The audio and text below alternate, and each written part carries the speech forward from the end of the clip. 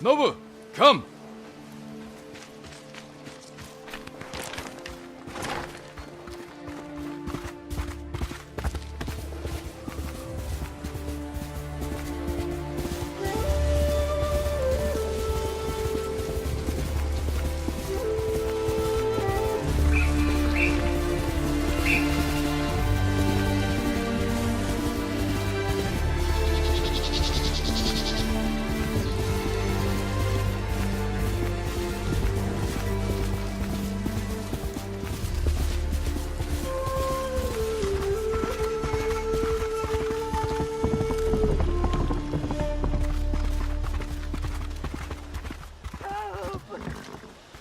Where are they?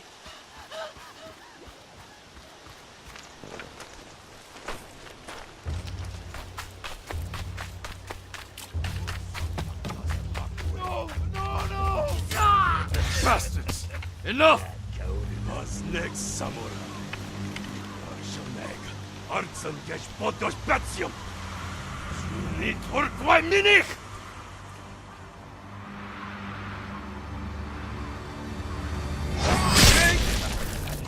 Samurai.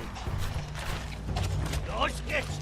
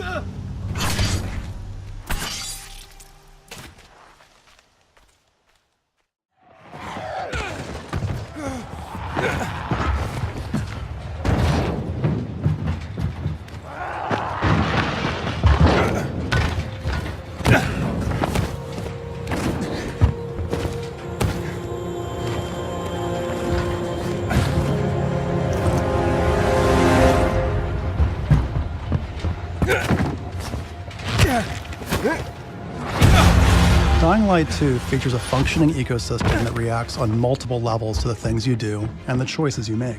In the example we're about to show you, our protagonist undertakes a mission for the Peacekeepers, one of the many factions active in the city. They want you to negotiate with two survivors who are controlling and hoarding a water supply.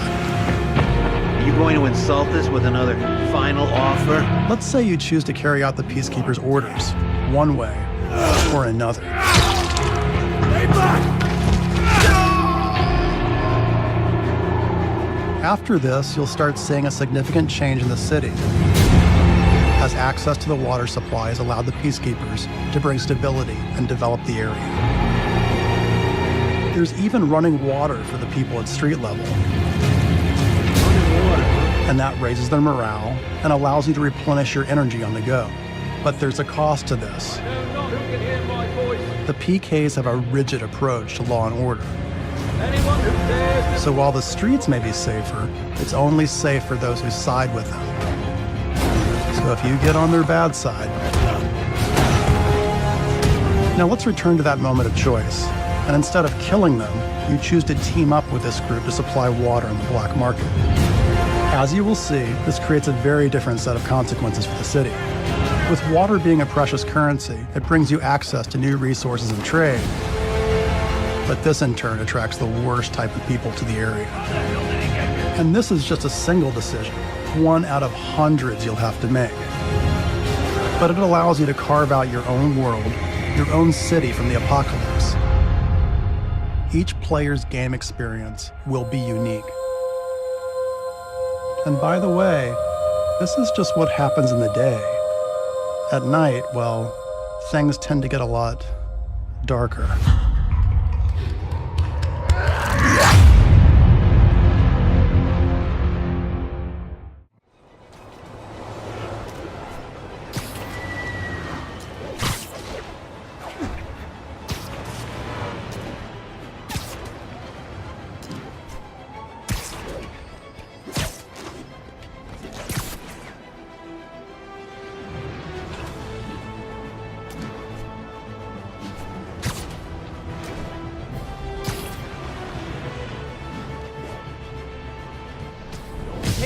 Bird watching?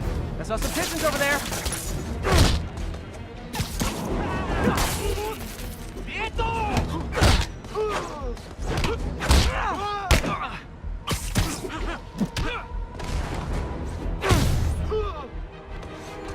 Can't have the ones inside feeling left out. Not even sure these guys are people! Could be anything under those masks! Wait, did you say masks?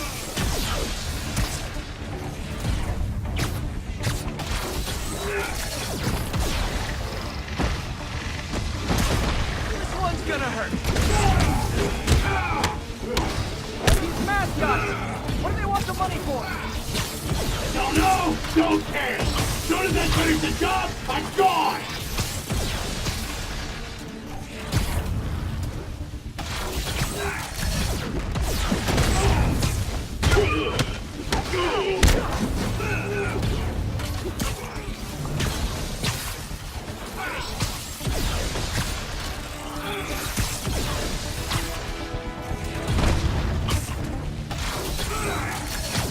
Coming your way!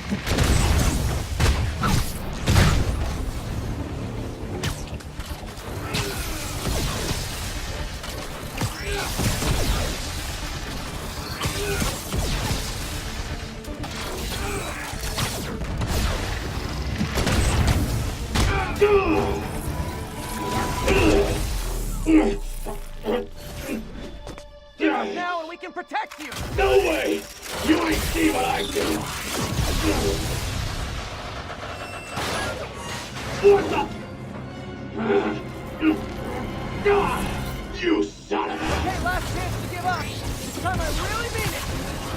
Quit moving!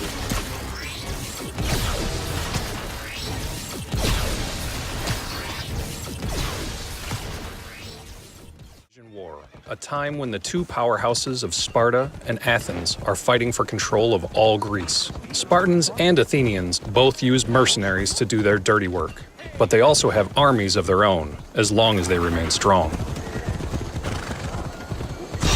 Mercenary. This can't be good. We've crossed paths with another mercenary hunting Cassandra. By killing mercenaries such as Malios, you can ultimately become the most famous and fearsome mercenary of ancient Greece. Just one of the many side stories of Assassin's Creed Odyssey. You want my head? Come and take it! Combat in Assassin's Creed Odyssey is focused on offense and quick movement. Instead of blocking, you will be parrying and dodging attacks to create openings to use your special abilities. These special abilities are devastating thanks to the first civilization artifact that Cassandra wields, the broken spear of Leonidas.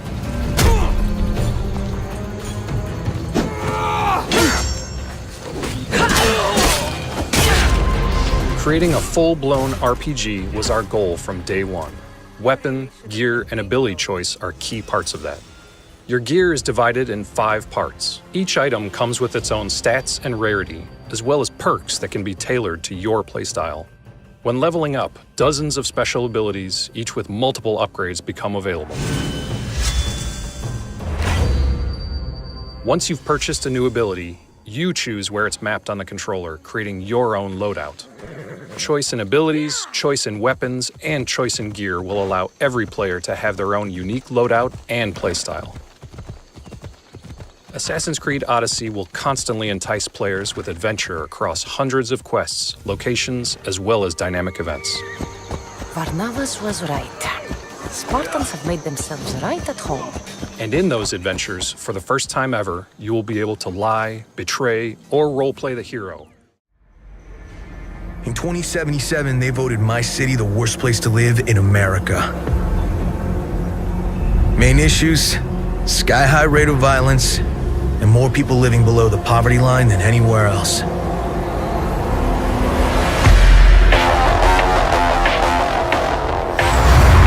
Can't deny it, it's all true. But everybody still wants to live here. This city's always got a promise for you. Might be a lie, an illusion, but it's there, just around the corner, and it keeps you going.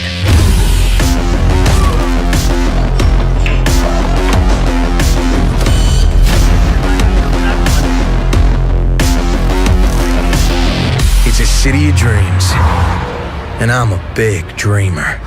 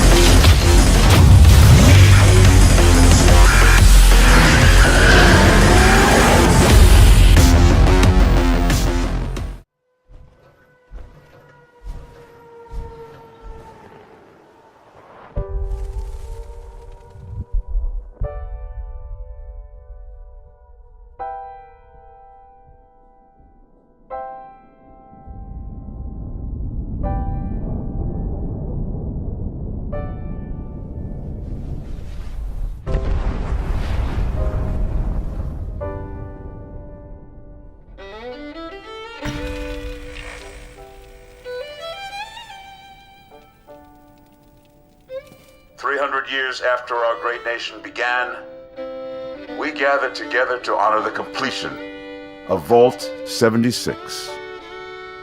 This sprawling underground shelter may have been engineered by Vault Tech, but it was built by you.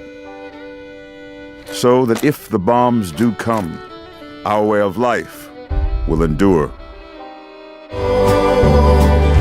Take me home.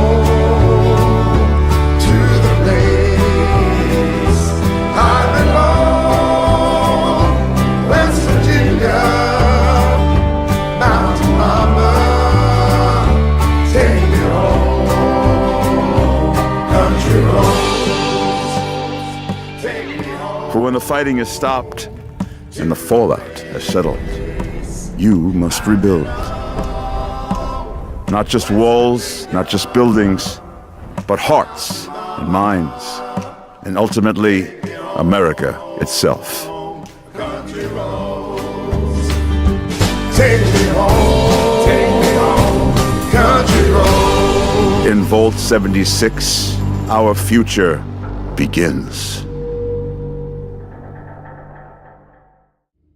Because you only get one, and you're constantly upgrading it, you're constantly trying to repair it, you need to keep it refueled, and if you lose it, you got to go find it, and you can't whistle for a new one. So You can't whistle. right, Like a horse. Yeah, the refueling mechanic is a huge game design choice. I really, really like that. Can you talk more about how important it's going to be to be able to find fuel? Sorry. So the refueling mechanic, and actually you have to find gas to keep your bike going. It's a mechanic we haven't really seen done to this extent before. Can you talk more about that and how it changes the gameplay? Well, like in this demo, one of the things that Jeff's taking the run and gun approach. So we like to call it sandbox combat. So basically what you can do is you can run and gun, you can stealth your way through, and your goal here is to get and find a bike part, right? So you're here actually for kind of a trivial reason. You've risked your friend's life to come and get a part for your bike. And so that shows a little bit about Deacon's character. But then as you watch Jeff play through this wide linear sequence, he can play it. Try doing sort of a stealthy approach, and now you're just going to go in with a shotgun and blow him away. Look at that headshot. Or baseball bat, that works. Yeah. Can you tell us anything about what has happened in the world? You know, why are we in this post-apocalyptic situation? Like, are you able to reveal like kind of what has happened, what has led to this transition? Yeah, you know, it's one of those things that we really want the player to sort of learn as they go. So there are answers, right? But you have to explore. There's a, you know, we've introduced this group called NERO, which is our National Emergency Response Organization. They're out in the world. They have these MMUs that you're trying to break into in order to get medical supplies. They're part of the story. And, you know, obviously Deacon has lost somebody. We saw that in a trailer. That's part of the story. And as far as like the pandemic and the hordes that you run into constantly, these all sort of weave together to sort of explain.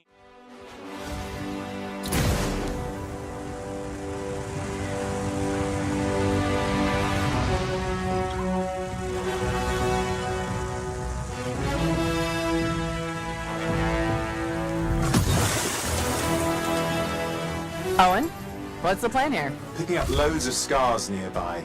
Take a look around the area, but be careful.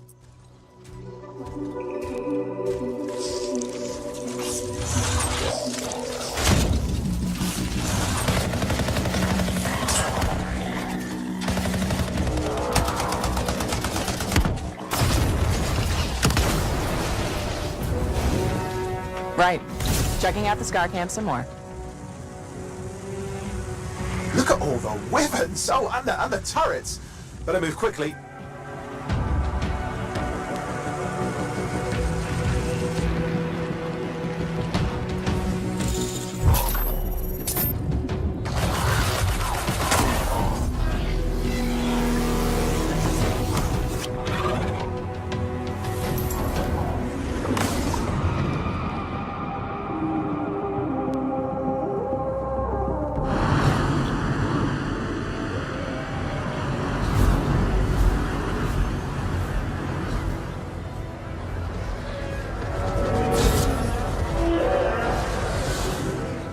This is a vast open world you explore with your friends.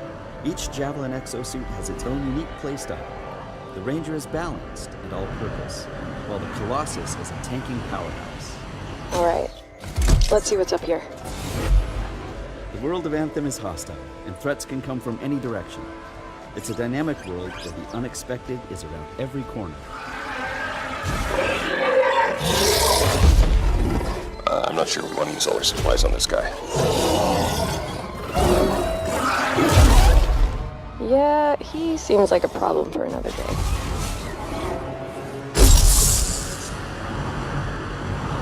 We're getting some fire from up ahead. I'll go low. You flank.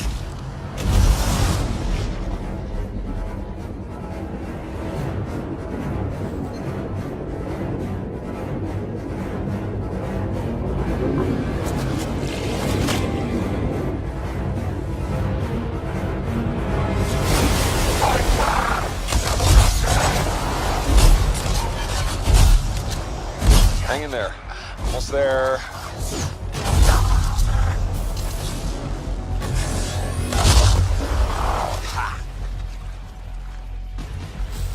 Have you been in there yet? I haven't. We should do that later with Kim. Yeah, you could use the XP. Hello, treasure.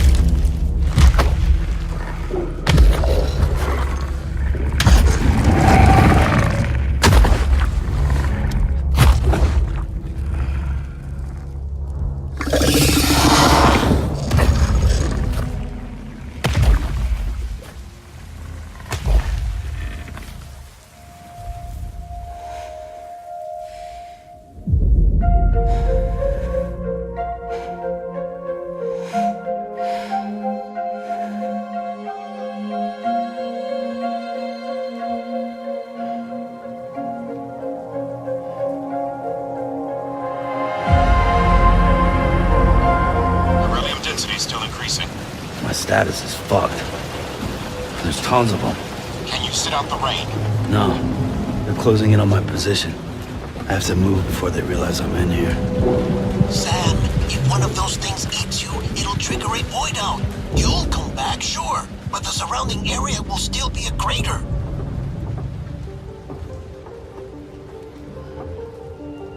I got an idea.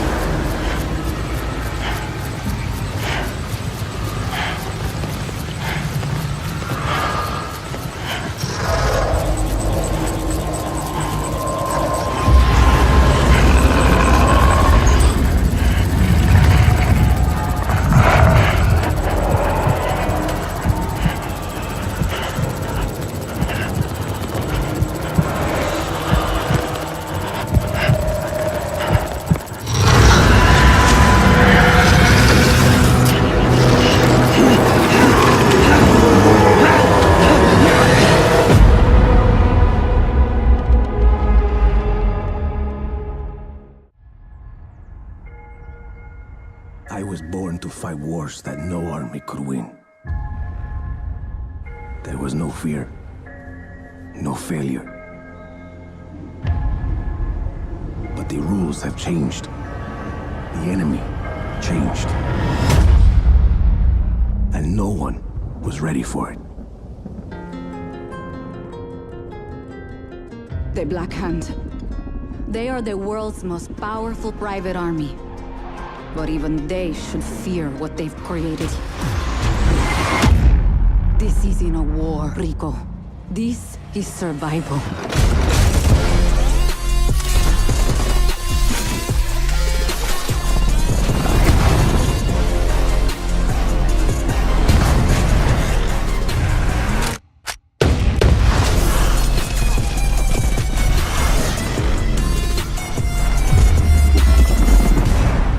Does that happen a lot? Want me getting shot at? All the time. Make no mistake,